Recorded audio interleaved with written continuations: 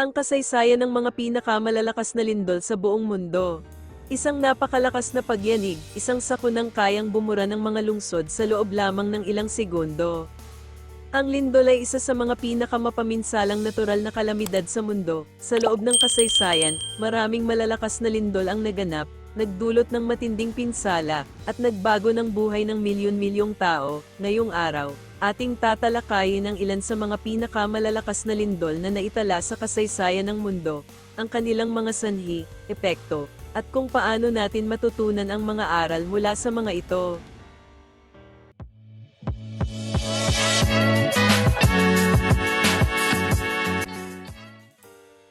Valdivia, Chile, 1960, magnitude 9.5. Ang pinakamalakas na lindol na naitala sa kasaysayan ay naganap noong ika-22 ng Mayo taong 1960 sa Valdivia, Chile.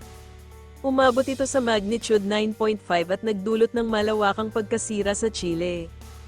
Ang sentro ng lindol ay matatagpuan sa may 160 kilometro mula sa baybayin ng Chile, at tumagal ng halos 10 minuto ang malakas na pagyanig. Ang tsunami na dulot nito ay may taas na mahigit 25 metro at umabot pa sa malalayong bansa tulad ng Hawaii, Japan, at Pilipinas. Tinatayang 1,600 katao ang namatay, mahigit 3,000 ang nasugatan, at mahigit 2 milyon ang nawalan ng tirahan. Ang ekonomiya ng Chile ay matinding naapektuhan, at umabot sa bilyon-bilyong dolyar ang halaga ng pinsala. Alaska, USA, 1964, magnitude 9.2. Sumunod dito ang Great Alaska Earthquake noong ika-27 ng Marso taong 1964 na may magnitude 9.2. Ang lindol ay naganap sa Prince William Sound, malapit sa Anchorage, at tumagal ng halos 5 minuto. Isa ito sa pinakamalalakas na lindol sa kasaysayan ng Estados Unidos. Ang lindol ay nagdulot ng napakalaking tsunami na may taas na hanggang 67 metro sa ilang lugar. Ang mga baybaying bayan tulad ng Valdez at Seward ay halos nalubog sa tubig. Mahigit 130 katao ang namatay.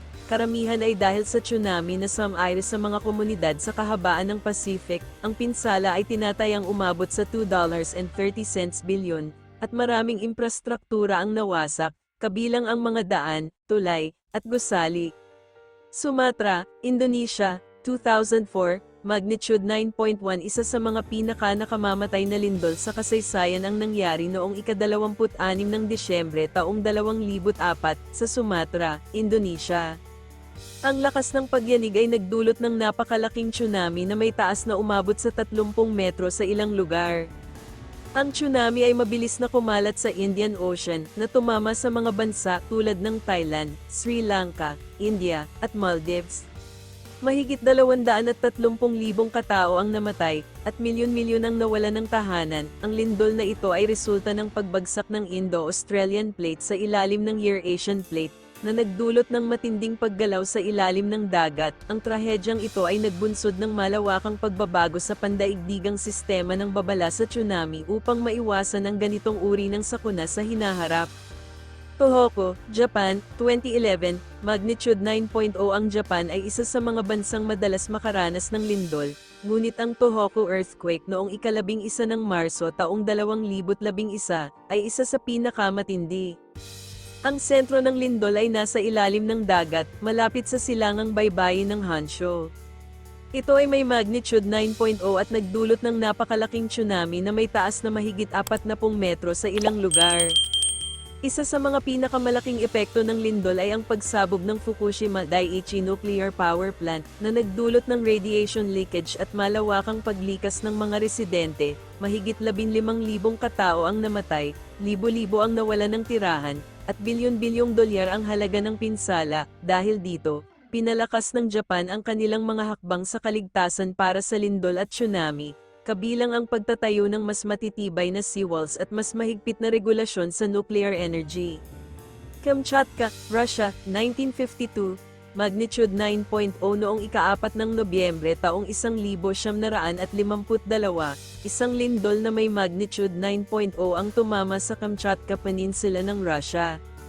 Ang epicenter ay nasa ilalim ng karagatang Pasipiko, malapit sa silangang baybayin ng Kamchatka. Dahil sa lokasyon nito, Kakaunti lamang ang nasawi, ngunit nagdulot ito ng malalakas na tsunami na may taas na hanggang 15 metro. Ang tsunami ay nakaapekto rin sa Hawaii, kung saan maraming ari-arian ang nawasak. Ang lindol na ito ay naging mahalagang pag-aaral sa larangan ng seismology, at nagtulak sa mas masusing pag-aaral sa galaw ng tectonic plates sa rehiyon ng Pacific Ring of Fire.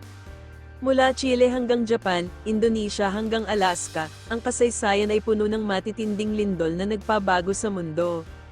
Ang mga pangyayaring ito ay paalala na hindi natin maaaring balewalain ang kapangyarihan ng kalikasan. Sa pamamagitan ng masusing pag-aaral at mas maayos na paghahanda, maaari nating mabawasan ang epekto ng mga ganitong trahedya sa hinaharap. Ang mga bansang madalas tamaan ng lindol ay patuloy na nagsasagawa ng mas mahigpit na building codes, mas epektibong early warning systems, at masusing earthquake drills upang maprotektahan ang kanilang mamamayan.